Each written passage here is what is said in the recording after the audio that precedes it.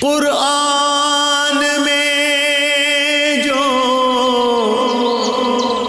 شان درود و سلام ہے،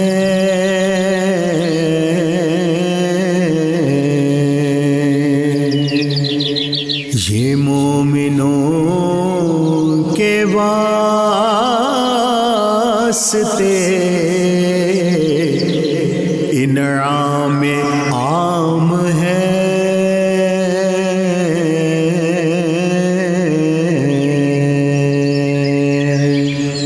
قرآن میں جو الحمدللہ وکفا وسلام علی عبادہ الذین اصطفیٰ، خصوصاً علی سید الرسل وخاتم الانبیاء، ارسلہ بالحق بشیرا ونذیرا وداعیا الی اللہ باذنہ وسراجا منیرا۔ اما بعد فقد قال اللہ تبارک وتعالی فی شان حبیبہ مخبرا وآمرا، ان اللہ وملائکتہ یصلون علی النبی یا ایہا الذین آمنوا صلوا علیہ وسلموا تسلیما۔ اللہم صلی علی سیدنا و مولانا محمد معدن الجود والعطاء والعلم والحلم والکرم وعلی آلہ الکرام واصحابہ العظام اجمعین، صلاۃ و سلاما علیک یا رسول اللہ۔ قرآن اور درود و سلام اس بابرکت سلسلہ گفتگو کے ساتھ طاہر بخاری آپ سے مخاطب ہے۔ نبی اکرم رسول محتشم صلی اللہ علیہ وآلہ وسلم سے حضرت طفیل اپنے والد کی وساطت سے روایت کرتے ہیں کہ آپ صلی اللہ علیہ وآلہ وسلم نے فرمایا کہ ایک شخص نے عرض کی، یا رسول اللہ صلی اللہ علیہ وآلہ وسلم، میں اگر اپنا تمام وقت حضور صلی اللہ علیہ وسلم پر درود بھیجنے میں صرف کروں تو نبی اکرم رسول محتشم صلی اللہ علیہ وآلہ وسلم نے فرمایا کہ پھر تیرا یہ عمل دنیا و آخرت کے لیے تیری تمام مشکلات کو آسان کر دے گا۔ درود پاک کی کثرت مشکلات میں آسانی اور ترقی کے لیے زینے کا باعث ہے۔ عبداللہ بن عمر اپنے روایت کرتے ہیں کہ حضور صلی اللہ علیہ وآلہ وسلم نے فرمایا کہ جب مؤذن اذان دے تو تم بھی اس کے ساتھ ان کلمات کو دہرایا کرو اور پھر مجھ پر درود پڑھو، اس لیے کہ جو مجھ پر ایک مرتبہ درود پڑھتا ہے اللہ تعالیٰ اس پر 10 مرتبہ درود پڑھتا ہے۔ سبحان اللہ۔ آج کا ہمارا پروگرام درود سیدنا امام زین العابدین علیہ السلام آپ کے کلمات پر مشتمل ہے۔ حضرت داتا گنج بخش رحمۃ اللہ علیہ کشف المحجوب میں فرماتے ہیں کہ آپ یعنی امام سیدنا زین العابدین علیہ السلام وارث نبوت ہیں، آپ سید مظلوم ہیں، زین العباد اور شمع عتاد ہیں۔ آپ کشف المحجوب میں نقل فرماتے ہیں کہ ایک مرتبہ حج کے موقع پر ہشام بن عبد الملک جو اس عہد کا بادشاہ تھا، حرم کعبہ میں طواف سے فارغ ہو کر بیٹھا ہوا تھا کہ وہ چاہتا تھا کہ وہ کعبہ تک پہنچے اور اس کی زیارت کرے، لیکن ہجوم اس قدر زیادہ تھا کہ وہ استعلام اور حجر اسود تک پہنچنے کے لیے راستہ نہیں پا رہا تھا۔ اتنے میں ایک ہستی صحن کعبہ میں تشریف لائی۔ حضرت داتا گنج بخش رحمۃ اللہ علیہ کشف المحجوب میں فرماتے ہیں کہ ایک ایسی ہستی جن کے روئے انور سے چاند کی طرح روشنی پھیل رہی تھی اور جن کے لباس کی عطر بیزی سے راستے مہک رہے تھے، آپ صحن کعبہ میں داخل ہوئے تو لوگوں نے آپ کے قدموں کے نیچے اپنی عقیدتوں اور ارادتوں کی نظر پیش کی اور راستوں کو وا کیا۔ آپ بسہولت صحن کعبہ تک تشریف فرما ہوئے۔ ہشام کے ساتھیوں نے پوچھا کہ یہ ایسی کون سی ہستی ہے جس کے لیے لوگوں نے اپنی عقیدتوں اور ارادتوں کو پیش کیا ہے اور راستے خود بخود سنور گئے ہیں؟ تو ہشام جاننے کے باوجود اس نے تجاہل سے کام لیا اور آپ کی شخصیت کو پہچاننے سے انکار کیا۔ فرزدق شاعر وہاں موجود تھا، تو اس نے کہا کہ تم جانتے ہو یا نہیں جانتے، لیکن یہ وہ عظیم المرتبت اور جلیل القدر ہستی ہے جس کے قدموں کی آہٹ صحن کعبہ میں ٹھہرنے والا ہر مومن جانتا ہے۔ اور پھر فرزدق نے آپ کی شان میں 25 اشعار پر مشتمل ایک عظیم اور وقیع قصیدہ کہا۔ حشام اس پر ناراض ہوا اور اس نے فرزدق کو قید کر دیا۔ حضرت امام زین العابدین آپ کو جب اس بات کا علم ہوا تو آپ نے فرزدق کے لیے 12,000 درہم تحفہ بھجوائے، اور آپ نے فرمایا کہ ہم اس وقت ابتلا میں ہیں، اس سے بڑھ کر اور کچھ نہیں کر سکتے۔ فرزدق نے آپ کا ہدیہ اور وہ نظر اور وہ رقم واپس کرتے ہوئے عرض کی کہ ہم وہ ہیں جب تک آپ پر درود نہ بھیجیں ہماری نماز مکمل نہیں ہوتی۔ بخدا میں نے یہ قصیدہ کسی دنیاوی انعام کے لیے نہیں بلکہ اپنی آخرت میں نجات کے لیے کہا ہے۔ حضرت امام نے وہ رقم واپس لوٹائی اور کہا کہ اس وقت اس سے بڑھ کر ہمارے پاس اور کچھ نہیں ہے، اور یاد رکھ کہ ہم جس کو جو چیز ایک مرتبہ دے دیتے ہیں پھر وہ واپس نہیں لیتے۔ قافلہ اہل بیت کی عظیم المرتبت اور جلیل القدر ہستی حضرت سیدنا امام زین العابدین علیہ السلام آپ سے منقول اور آپ سے منسوب درود پاک آج کا ہمارا موضوع ہے، اور اس پر گفتگو کے ہمارے ساتھ بہت وقیع پینل علامہ مفتی محمد فاروق القادری صاحب، السلام علیکم۔ وعلیکم السلام، خوش آمدید۔ پروفیسر حافظ نصیر القادری صاحب، اور اختتام پر اس درود پاک کو ہم سننے کی سعادت حاصل کریں گے قاری محمد جمیل قادری صاحب سے۔ قرآن میں جو شان درود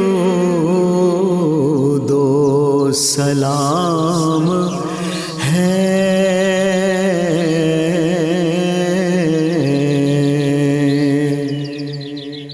یہ مومنوں کے واسطے انعام عام ہے۔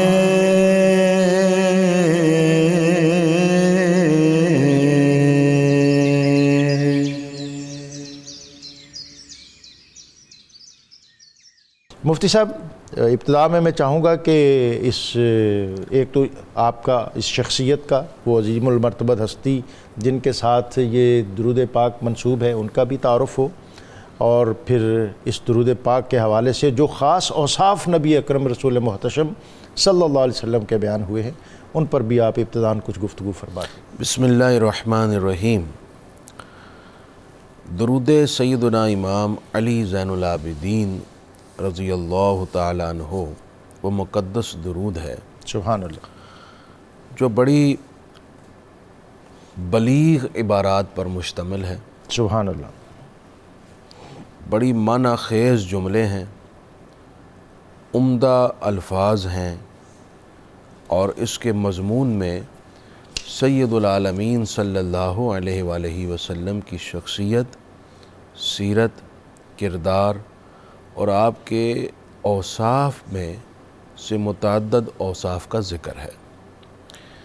امام سیدنا علی زین العابدین خود اس درود پاک کو پڑھا کرتے تھے، سبحان اللہ، سبحان اس وجہ سے اس درود کو درود امام زین العابدین کہا جاتا ہے۔ سبحان اللہ۔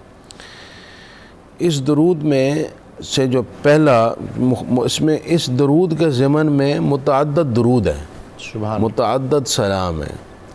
پہلا جو درود ہے وہ اس طرح ہے: اللہم صلی علی محمد فی الآخرین وصلی علی محمد الی یوم الدین، اللہم صلی علی محمد شابا فتیہ۔ سبحان اللہ، کہ اللہ تو درود و سلام نازل فرما ہمارے آقا سید العالمین صلی اللہ علیہ وآلہ وسلم پر پچھلوں میں، اور درود بھیج تا قیامت، اور تو ہمارے آقا صلی اللہ علیہ وسلم پر درود بھیج جو طاقتور جوان تھے۔ یہاں پر خاص طور پر حضور کی جوانی کو انہوں نے ذکر کیا، اور جوان بھی ایسے جو طاقتور جوان تھے۔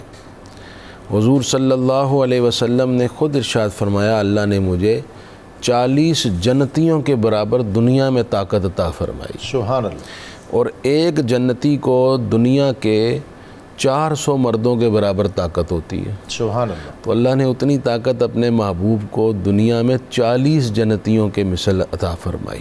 سبحان اللہ۔ حضور صلی اللہ علیہ وسلم کی جوانی آپ کی سیرت کا ایک مایہ ناز حصہ ہے۔ سبحان اللہ۔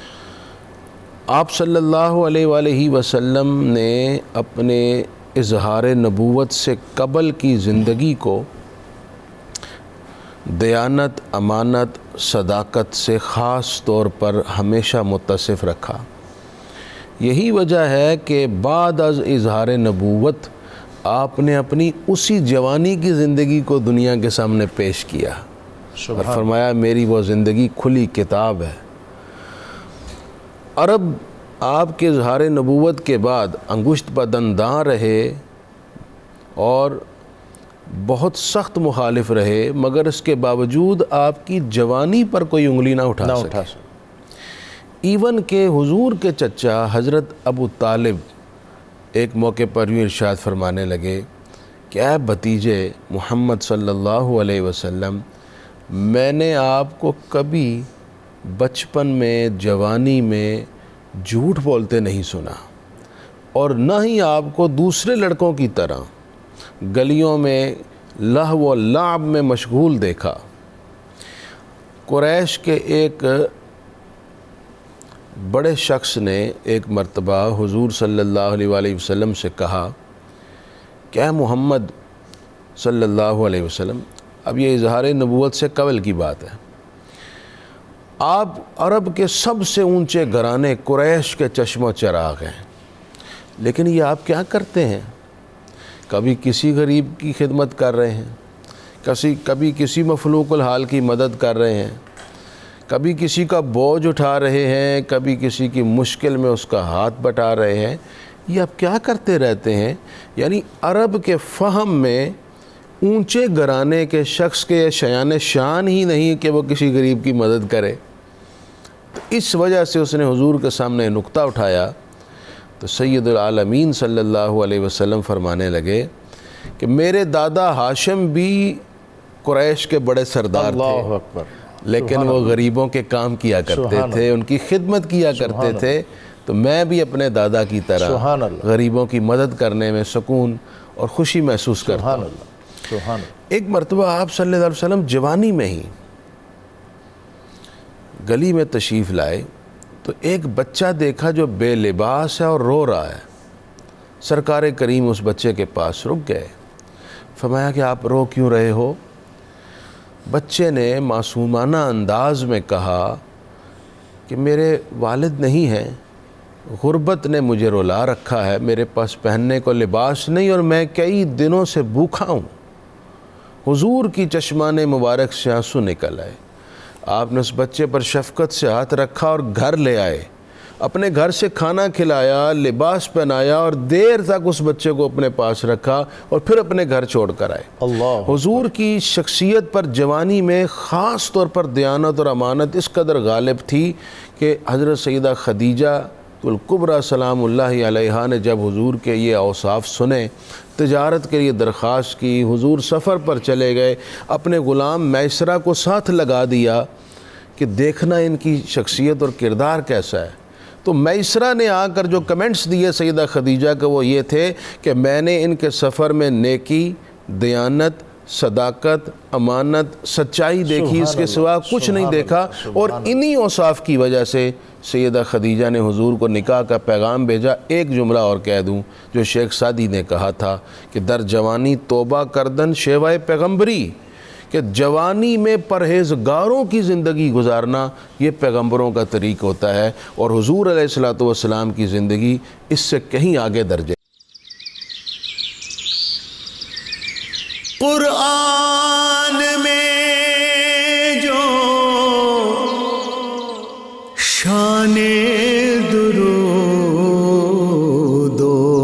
सलाम है।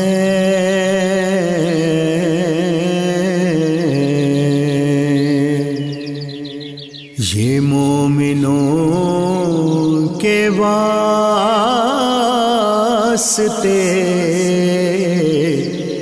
इनाम आम है।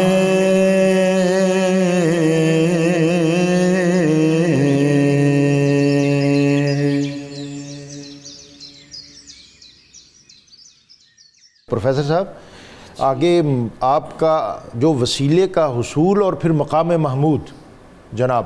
بے شک جی، کوئی شک نہیں، جس کا بچپن بے مثال ہو اس کی جوانی بے کمال ہے، اور جس کی جوانی بے کمال ہے اس کا بڑھاپا انتہائی لاجواب ہے۔ سبحان اللہ۔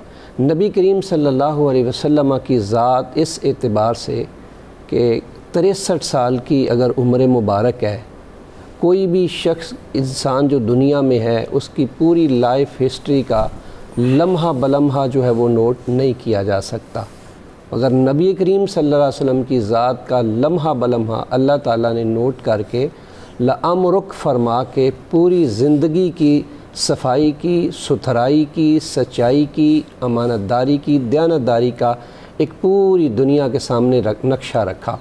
اور اس کے بعد جب ایسی شخصیت جو صالح بھی ہے، رہنما بھی ہے، جو مصلح بھی ہے، ایسی ذات کو اللہ تعالیٰ نے پھر کیا عطا فرمایا میں، حضور نے فرمایا میں تقسیم کرنے والا ہوں اور میرا رب مجھے عطا کرنے والا ہے۔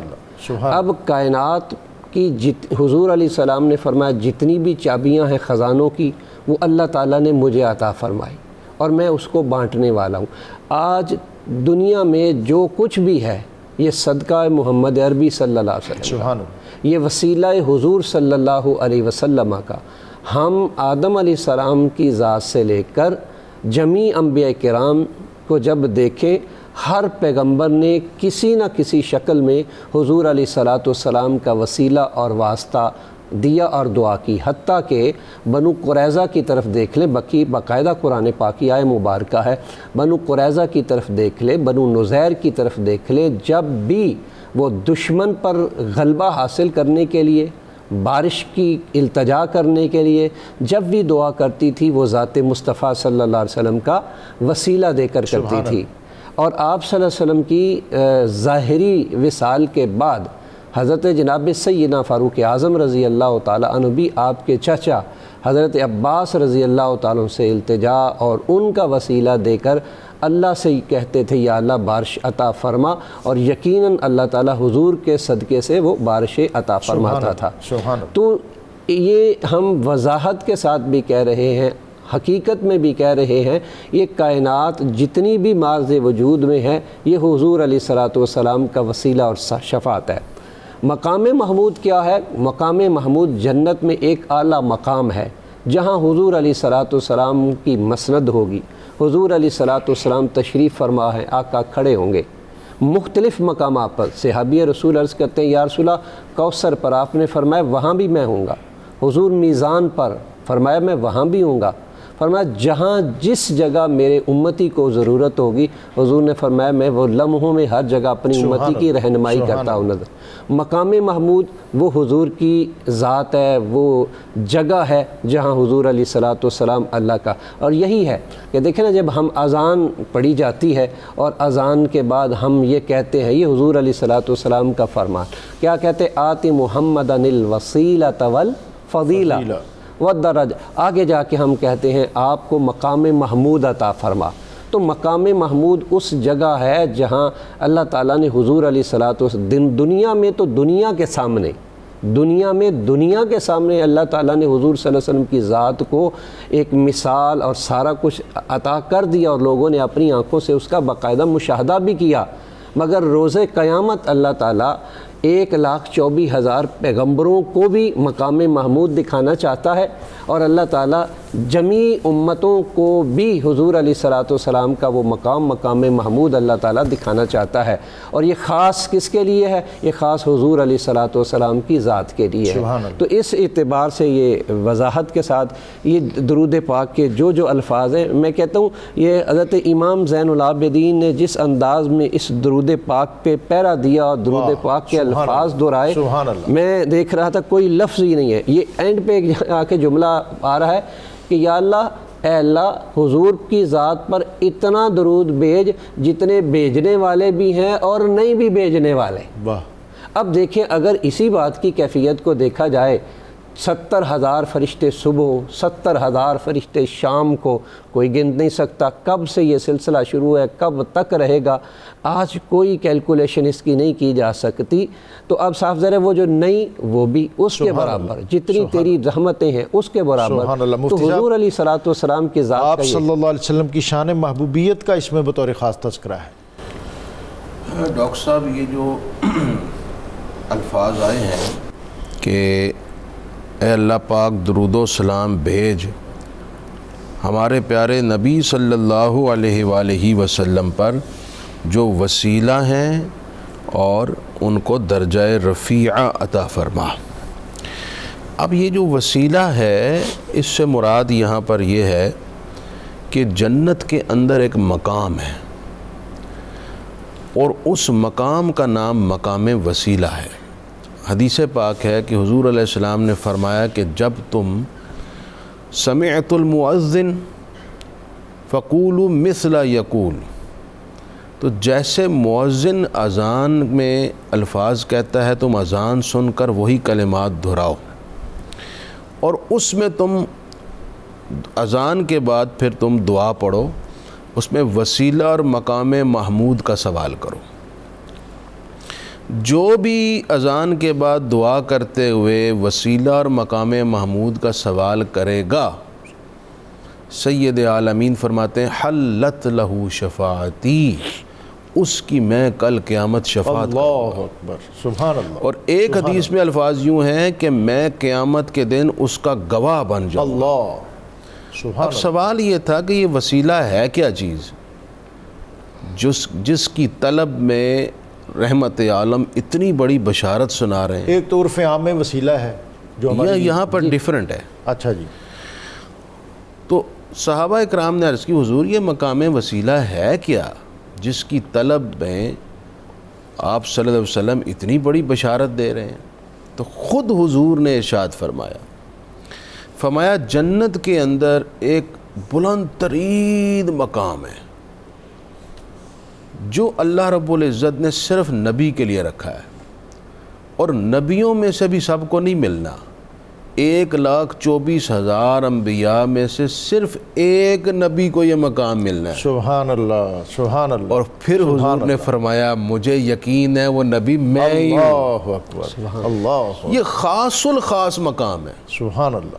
یہ اللہ رب العزت کا ایسا قرب ہے جیسے شب معراج قرب خاص میرے حضور کو عطا ہوا، سبحان اللہ، کعبہ قوسین کا۔ سبحان اللہ۔ تو یوں سمجھ لیجئے ایسا ہی ایک قرب خاص ہے جسے وسیلہ کا مقام کہتے ہیں، اور یہ صرف اور صرف حضور سید عالمین صلی اللہ علیہ وسلم کی شایان شان ہے۔ سبحان اللہ۔ لیکن امت کے لیے اس میں اعزاز یہ رکھا گیا کہ امت میں سے اگر کوئی اذان کے بعد حضور علیہ السلام کے لیے اس وسیلے کی دعا کرے، اس امتی کو حضور کی شفاعت عطا ہوگی۔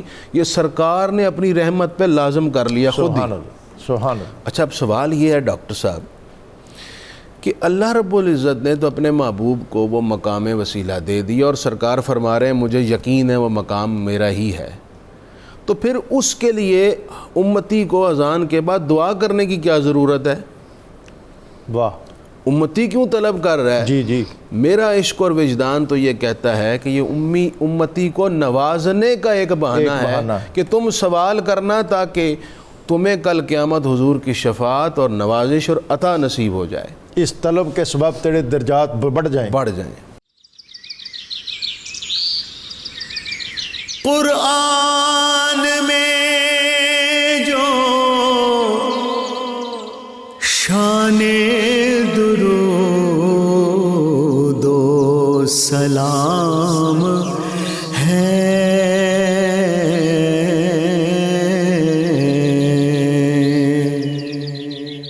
یہ مومنوں کے واسطے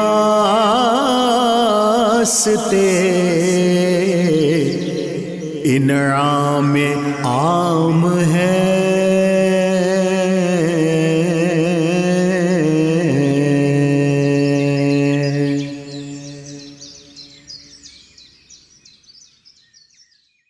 اب چلتے ہیں قاری محمد جمیل قادری صاحب کی طرف اور ان سے اس بابرکت اور عظیم المرتبت درود پاک کو سننے کی سعادت پاتے ہیں۔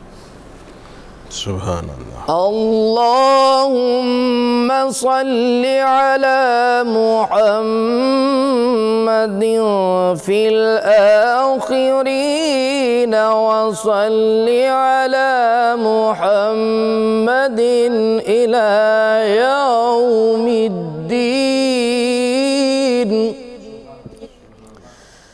اللہم صل علی محمد شابا وفتیا وصل علی محمد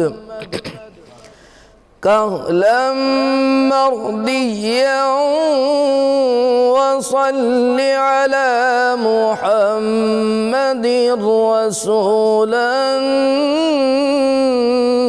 نبيا۔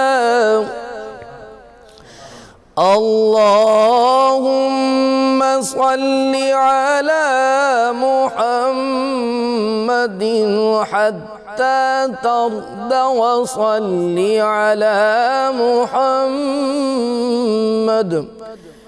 بعد الردى وصل على محمد أبدا أبدا۔ اللهم صل على محمد كما أمرت بالصلاة عليه وصل على محمد كما تحب أن يصلى عليه وصل على محمد كما أردت أن يصلي عليه۔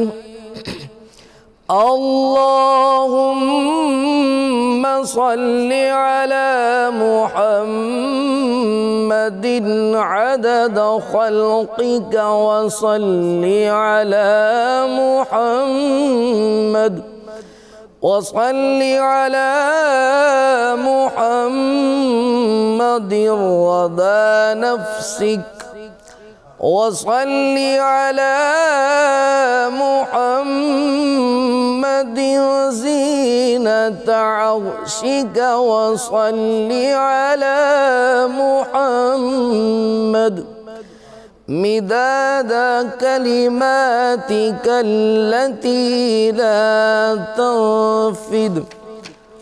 اللهم واعط محمد الوسيلة والفضل والفضيلة والفضيلة والدرجة الرفيعة۔ اللهم عظم برهانه وأفلج حجته وأبلغه ماموله في أهل بيته وأمته۔ اللهم اجعل صلواتك وبركاتك ورأفتك ورحمتك على محمد محمد حبيبك وصفيك وعلى أهل بيت الطيبين الطاهرين. اللهم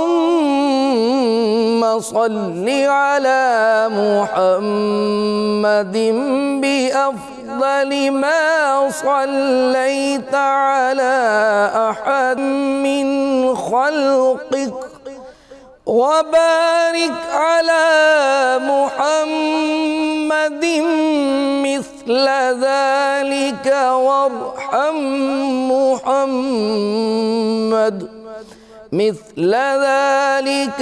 اللهم صل على محمد في الليل إذا يغشى، وصل على محمد في النهار إذا تجلى وصل على محمد في الآخرة والأولى. اللهم صل على محمد الصلاة التامة، وبارك على محمد البركات التامة، وسلم على محمد السلام التام. اللهم صل على محمد إمام الخير وقائد الخير ورسول الرحمة. اللهم صل على محمد أبد الآبدين ودهر الداهرين. اللهم صل على محمد النبي الأمي. اللهم صل على محمد النبي الأمي العربي القرشي الهاشمي الأبطحي الطهامي المكي صاحب التاج والإروات والجهاد والمغنم صاحب الخير والمير صاحب السرايا والعطايا والآيات المعجزات والعلامات الباهرات والمقام المحمود والحوض المورود والشفاعة والسجود للرب المعبود.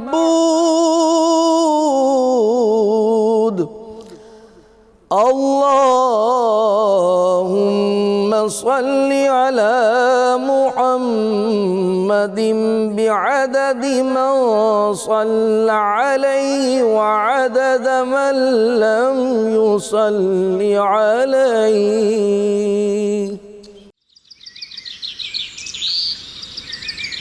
قرآن میں جو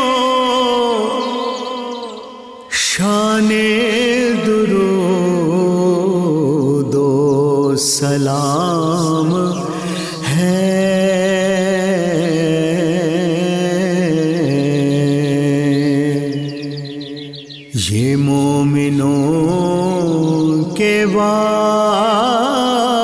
واسطے